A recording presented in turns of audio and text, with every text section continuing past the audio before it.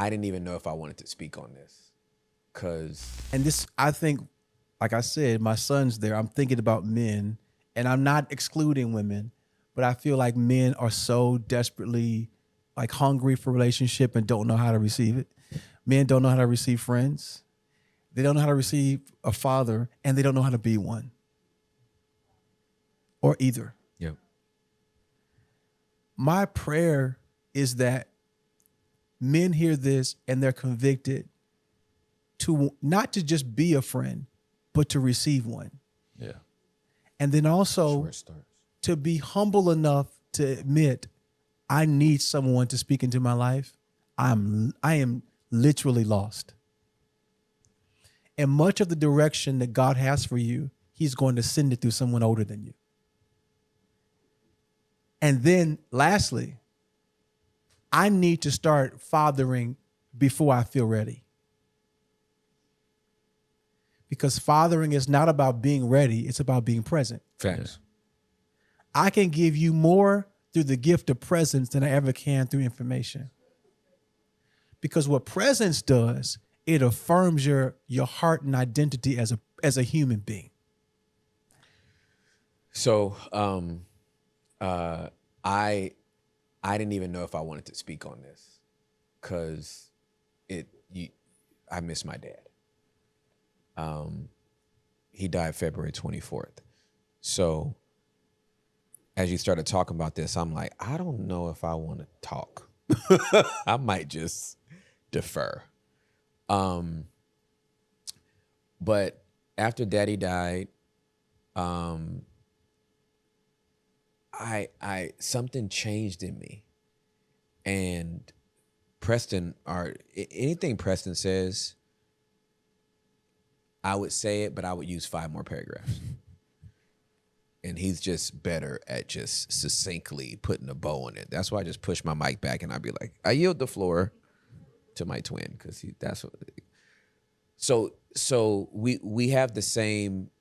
If somebody pulls on us, we gonna give it. I can't tell you how hype we get when I hear, hey, this guy's coming to meet with me, younger guy, blah blah blah, youth pastor. Da, da, da. I'm like, kill him. Get him. Kill him. If he accepts death, he shall live. Like, you know what I mean? Like, I'm like excited. Like, I'm like, if this dude, because here's the thing. We have a fatherless generation that doesn't want to be sons. Yeah. Because it takes humility to be a son. We know it's a fatherless generation, but you ain't gonna son me. Mm-hmm. And so you wind up Kyrie leaving LeBron only to get to Dallas and admit he shouldn't have left Cleveland. But that son thing, right? We know you're fatherless. You know you're fatherless. The moment someone with a voice of authority speaks to you, you ain't gonna son me. So you languish for a decade where you could have grew, all because you didn't have humility or you were too afraid, right, to be vulnerable. So Daddy dies, and my dad is my hero. Like, I'm the man I am because of Charles Edward Ross. And I just read, I did not know the whole. Hold on. What's your father's name again? Charles Edward Ross. My father's name was Charles Edward Bethany.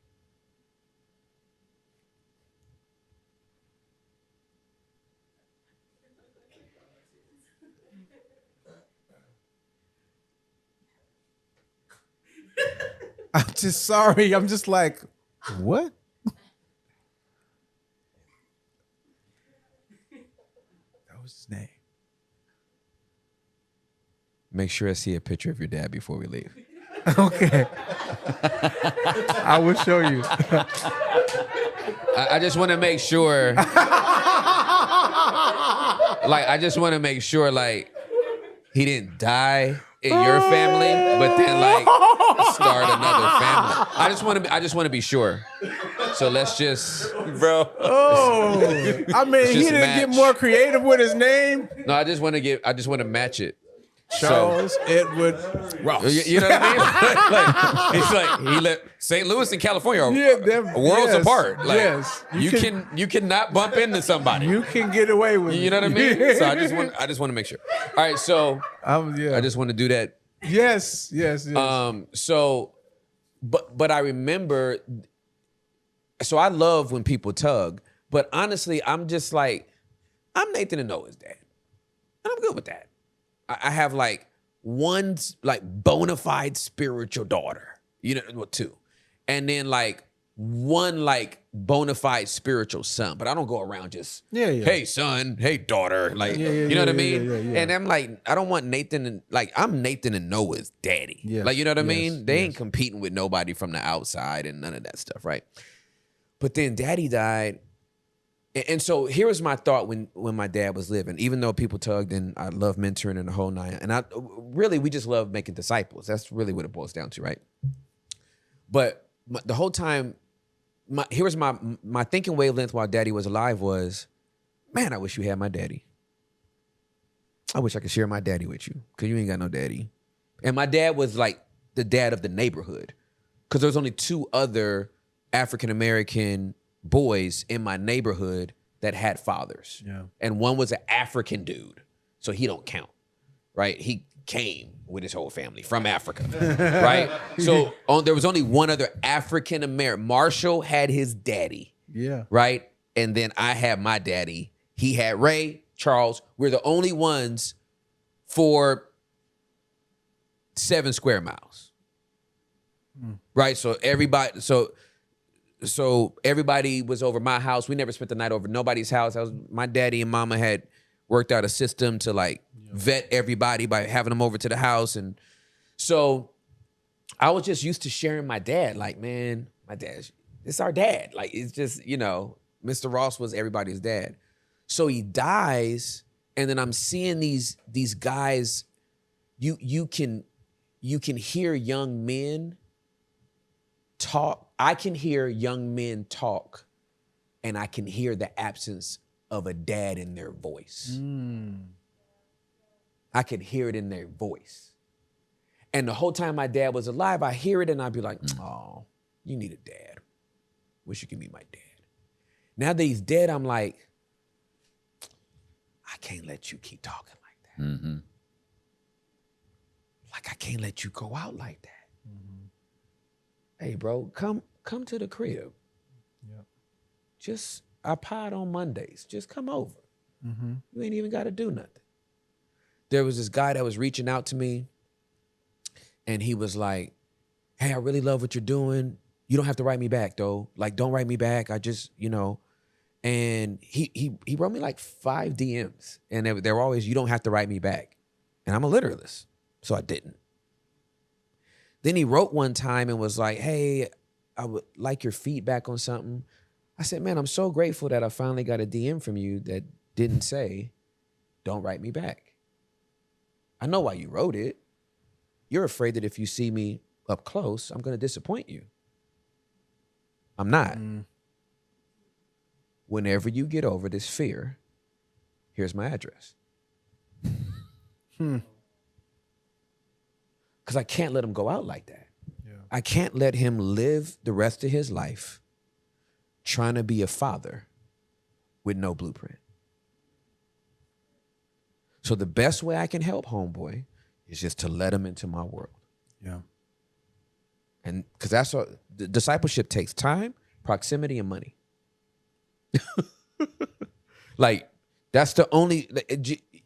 I was with a group of leaders. I did a Latin American conference this past weekend in San Diego. And I told this group of leaders, if you only meet with your mentee once a month for breakfast for 1 hour, that's not discipleship. That's a coaching class. Jesus could not have prepared 12 men to turn the world upside down an hour a month for 3.5 years. Yeah. It was never going to happen. They left their jobs to follow this man. Mm-hmm. So unless you're ready to be inconvenienced, have people in your business, and have your time spent, you're not ready to really disciple people, mentor people, father people the way that they need to be fathered. And so now I have a burden for it, I don't know how to scale it, but as many as I can, I'm just scooping them up. I'm like, bro, I got time, because I'll make time. All it is a calendar date. You know, I my prayer is for the 40 plus men, near 50 guys, to stop trying to be 28. You took, I promise you, as you were saying it, I was thinking it. You cannot say, follow me as I follow Christ, if you still trying to be the peer Yes. to the people you're supposed to be helping to lead and raise. You trying to be as fresh as they are. You still trying to prove you got pull. You ain't got no pull. You don't. You gonna pull something. You left you gonna leave a 33-year marriage to get with who? Yeah. For what? Yeah. For why? Why? You fresh again at 56 with 2 young adults, and now you about to date somebody 5 years older than your oldest child? You're force fitting your legacy. You are. To try to live in your destiny. When you should have handed off a baton, you decided to run an extra lap. You've disqualified the entire team. Yes. So you're going to run a victory lap and then pass the baton, and guess what? They can't actually run because they've already been disqualified. So whatever work you think they're going to do once they get the stick is going to be impotent because they've already been disqualified from the race because you had to take an extra lap. They can't do it without Yeah, these men don't want to be daddies. No. And there's this thing when I got close to 40, the closer I got to 40,